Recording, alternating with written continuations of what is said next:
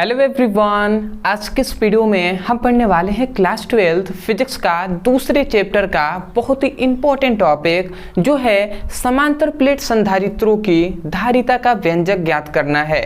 तो आज के इस वीडियो में ये बहुत ही इम्पोर्टेंट डेरिवेशन है, इसको हम करेंगे। मैं आपको विश्वास दिलाता हूँ कि बहुत ही आसानी तरीके से ये आपको डेरिवेशन समझ में आएगा। तो जिन विद्यार्थियों को डेरिवेशन से डर लगता है वो आज के इस वीडियो में बने रहिए। मैं आपको विश्वास दिलाता हूँ कि इतने अच्छे तरीके से आपको समझ में आएगा, फिर आपको डेरिवेशन से डर नहीं लगेगा। तो चलिए हम देखते हैं। तो यहाँ पे हमने लिख दिया समांतर प्लेट संधारित्रों की धारिता का व्यंजक, जो आपसे बहुत ही बोर्ड एग्जाम में पूछ लिया जाता है, इसलिए वेरी वेरी इंपॉर्टेंट है। आइए आपसे 4 से 5 नंबर में पूछा जाता है, तो इस बात को आपको याद रखना है। तो सबसे पहले तो मैं एक फिगर बना रहा हूँ, उसको आपको ध्यान से समझना है। उस फिगर को यदि आप समझ लिए तो उसके बाद डेरिवेशन तो यूं ही आप कर लेंगे। तो सबसे पहले यहाँ पे कह रहा है समांतर प्लेट संधारित्र, तो 2 हम समांतर प्लेट लेंगे। एक प्लेट हमने यहाँ पे ले रहे हैं और एक और हम यहाँ पे प्लेट ले रहे हैं। दोनों प्लेट एक दूसरे के सामान्य होने चाहिए, जैसा ये प्लेट है वैसा ही ये। तो 2 हम प्लेट ले रहे हैं, एक है ए एक है बी। 2 हमने प्लेट ले लिया। अब जब ए प्लेट का अनुप्रस्थ काट का क्षेत्रफल, याद रखेंगे ए जो प्लेट है या बी प्लेट है, इसका अनुप्रस्थ काट का क्षेत्रफल ए है, मतलब इसकी मोटाई ए है। ठीक है। अब जब हम इसमें प्लस क्यू आवेश देते हैं, जब हम इसमें प्लस क्यू आवेश देते हैं तो इस ए प्लेट पर धनात्मक आवेश उत्पन्न हो जाता है और जो बी प्लेट है इस पर ऋणात्मक आवेश उत्पन्न हो जाता है। इस बात को आपको याद रखेंगे। और इसको हम क्या किए हैं, इसको हमने धरातल मतलब धरती से जोड़ दिया है, जहाँ पर विभव क्या होता है, पृथ्वी का विभव 0 होता है। ठीक है। और ये 2 प्लेट ए और बी हैं, इनकी बीच की जो दूरी है वो है डी है, इनकी बीच की दूरी डी है। इतनी बात को याद रखेंगे। अब देखिए जो ए प्लेट पर जिस पर धनात्मक आवेश है इस पर आवेश घनत्व सिग्मा है, और जो बी प्लेट है जिस पर माइनस आवेश है तो इसका आवेश घनत्व माइनस सिग्मा है। और ये हम कुछ विद्युत बल रेखाएं दिखा दे रहे हैं, ये कुछ विद्युत बल रेखाएं हैं जिसके कारण इस पर क्या हुआ है, ऋणात्मक आवेश उत्पन्न हुआ है। तो इतने फिगर को आपको अपने शब्दों में एक्सप्लेन करना होता है समझकर। तो आप इतना कर लेंगे कि नहीं कर लेंगे? देखिए एक बार मैं बोल रहा हूँ, आप ध्यान से सुनिएगा। वैसे ही आपको माना की करके, यहाँ पर माना की करके आपको लिखना होता है। आप क्या लिखेंगे, आप कहेंगे माना 2 प्लेट ए व बी है जिसकी बीच की दूरी डी है तथा प्लेटों के अनुप्रस्थ काट का क्षेत्रफल ए है तथा प्लेट ए पर प्लस क्यू आवेश देने पर प्लेट बी पर ऋणात्मक आवेश उत्पन्न हो जाता है। तब समांतर प्लेट संधारित्रों की धारिता का व्यंजक ज्ञात करना है। इतनी बातों को ये अपने शब्दों में एक्सप्लेन कर देना है। देखिए बहुत से ऐसे स्टूडेंट है ना, यहीं से उनको हार्ड लगने लगेगा, कहेंगे कि अरे यार समझ ही में नहीं आ रहा है। आपको इतना बात आप इतना अपने शब्दों में नहीं कह सकते हैं, और नहीं कह सकते हैं आपको। अगर उतना नहीं आता है तो जो मैं कह रहा हूँ उसको सुनिए और लिखना चालू कर दीजिए, क्या दिक्कत है? वीडियो तो रिकॉर्डेड है ना। तो आप क्या कहेंगे, एक बार और मैं बोल रहा हूँ उसको ध्यान से सुनिएगा। और फिर भी यदि नहीं आता है तो नोट्स के लिए आप ले लीजिएगा, नोट्स भी हमने अवेलेबल करा दिया है। आप कहेंगे माना 2 प्लेट ए व बी है तथा इनकी बीच की दूरी डी है तथा दोनों प्लेटों के अनुप्रस्थ काट का क्षेत्रफल ए है तथा ए प्लेट पर प्लस क्यू आवेश देने पर बी प्लेट पर ऋणात्मक आवेश उत्पन्न हो जाता है तथा ए का जो क्या है, ए का आवेश घनत्व सिग्मा तथा बी प्लेट का आवेश घनत्व माइनस सिग्मा है। इतनी बात अपने शब्दों में लिख लेना है, या हम अंत में बता देंगे तो वहाँ से आप नोट्स भी ले सकते हैं। माना कि लिखने के बाद आपको लिखना है यहाँ पे गणना। अब यहाँ से हमारा गणना स्टार्ट होगा। तो देखिए यहाँ पे क्या लिखा गया है, समांतर प्लेट संधारित्रों की धारिता का व्यंजक। मतलब हमें ज्ञात क्या करना है, हमें ज्ञात करना है धारिता, धारिता ही ना ज्ञात करना है। और धारिता का हमने फॉर्मूला क्या पढ़ा था, C इक्वल टू क्या पढ़ा था, Q by V, C equal to Q by V, ये हमने पढ़ा था। तो सबसे पहले तो हमें Q पता होना चाहिए, Q ज्ञात करना है, और दूसरे में विभव। तो हमें Q का मान पता है, Q इक्वल टू आवेश बराबर होता है आवेश घनत्व गुणे क्षेत्रफल। ये बात हमें पहले पता है। इसका मतलब Q का तो मान हमने निकाल लिया है, क्योंकि आवेश बराबर क्या होता है, आवेश घनत्व गुणे क्षेत्रफल होता है। तो ये फॉर्मूला हम यहाँ पे रख देंगे। अब दूसरा में हमारा कार्य क्या रहेगा कि विभव का मान ज्ञात करना। अब विभव कैसे ज्ञात होगा, जब इन दो समांतर प्लेटों के बीच हम वैद्युत क्षेत्र की तीव्रता ज्ञात करेंगे, तब जाकर विभव का मान ज्ञात होगा, और उसके बाद जब हम इसमें रखेंगे तब ना धारिता ज्ञात होगा। तो हमारा सबसे पहला काम क्या होगा, विभव ज्ञात करना। और विभव के लिए हमें सबसे पहले वैद्युत क्षेत्र की तीव्रता मतलब E का मान ज्ञात करना है। अब चलिए हम करते हैं, जब करें लगेंगे डेरिवेशन तब आपको अच्छे से समझ में आएगा। तो हम सबसे पहले क्या लिखेंगे, सबसे पहले हम करेंगे कि दो समांतर प्लेटों के बीच उत्पन्न वैद्युत क्षेत्र की तीव्रता।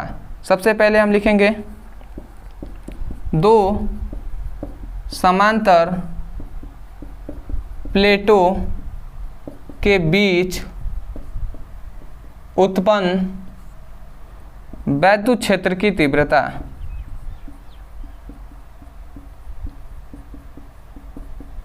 अब देखिए, दो समांतर प्लेटों के बीच वैद्युत क्षेत्र की तीव्रता का फॉर्मूला क्या हो जाएगा, तो फॉर्मूला होता है E इक्वल टू, ये बात आप पता होगा आपको कि जब हमने क्या पढ़ाया था, जो गॉस का प्रमेय पढ़ाया था, तो उसमें हमने आपको बताया था कि वैद्युत क्षेत्र की तीव्रता का एक हमने फॉर्मूला बताया था, जो है सिग्मा बाई 2 एप्सिलॉन नॉट।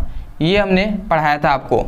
तो उसी में हमने बताया था कि जो E होता है वो sigma by 2 by epsilon not, मतलब इनके अनुपात को ही वैद्युत क्षेत्र की तीव्रता कहते हैं। जब हमने गॉस का प्रमेय का अनुप्रयोग पढ़ाया था, दूसरा अनुप्रयोग का ये हमने डेरिवेशन सॉल्व कराया था। तो यदि आप पढ़े होंगे तो आपको पता होगा, नहीं पता है तो इस फॉर्मूले को आपको याद रखना है। तो वैद्युत क्षेत्र की तीव्रता E इक्वल टू, अब देखिए यहाँ पे सिग्मा है, तो देखिए एक प्लेट के लिए ना सिग्मा, दो प्लेट है तो दोनों प्लेटों के अंतर को ही हम सिग्मा कहेंगे। तो यहाँ पे एक सिग्मा ये हो गया और दूसरा सिग्मा माइनस सिग्मा ये हो गया, ठीक है। एक सिग्मा ये, एक सिग्मा ये, और इन दोनों का अंतर करेंगे तब जाकर निकलेगा ये सिग्मा का मान। और उसके बाद 2 एप्सिलॉन नॉट है तो 2 एप्सिलॉन नॉट हमने रख दिया। ये फॉर्मूला होता है, तो फॉर्मूले पे हमने पुट किया है।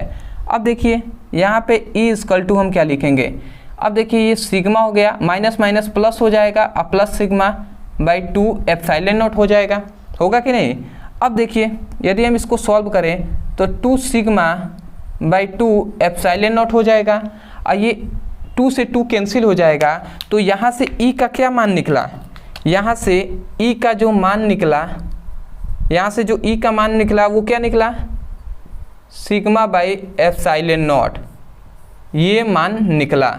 तो आशा करते हैं आपको समझ में आ गया होगा कि सबसे पहले हमने क्या किया, दो समांतर प्लेटों के बीच उत्पन्न वैद्युत क्षेत्र की तीव्रता निकाल लिया। अब इसकी सहायता से हम वैद्युत विभव की गणना करेंगे।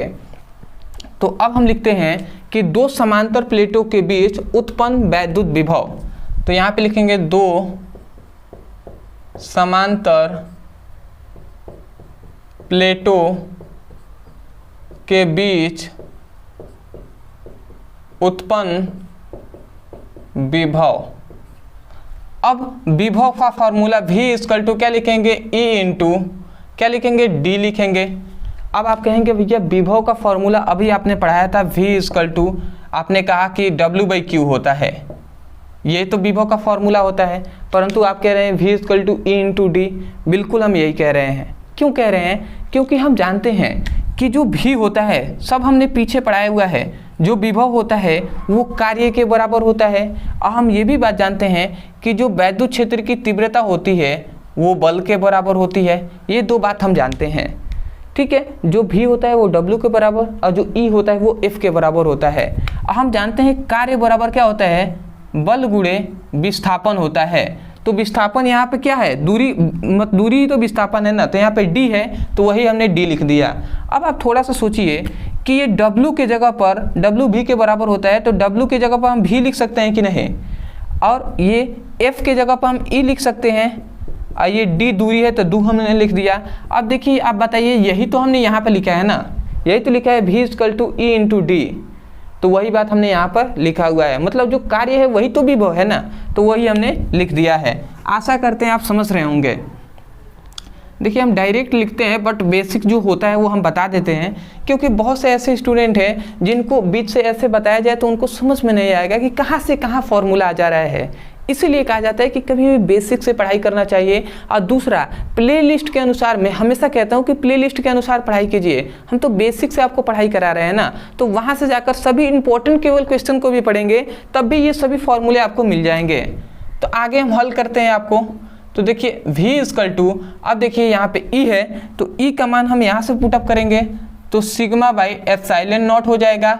और ये d है तो d हमने लिख दिया।